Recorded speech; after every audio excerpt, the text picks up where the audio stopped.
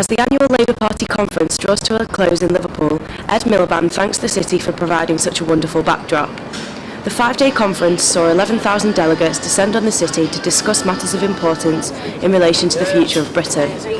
It was the Shadow Secretary for Culture, Media and Sport, Ivan Lewis's speech regarding a register from which journalists should be struck off for gross malpractice, which caused uproar, particularly among the press. People in the media have to be willing to recognise there's a need for change and reform. Now that doesn't mean that we should go down the route of state control of our newspapers or our media. I do not support or favour that, and that would be disastrous.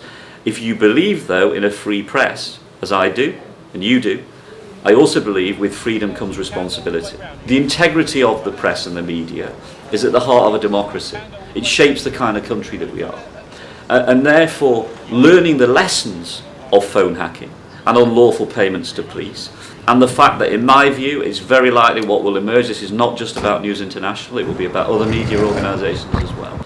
So we need a free press, but we also need a responsible press. Other important issues were raised and discussed over the 5 days. Gordon Marsden, the Shadow Minister for Communities and Local Government, expressed the Labour Party's commitments to university fees.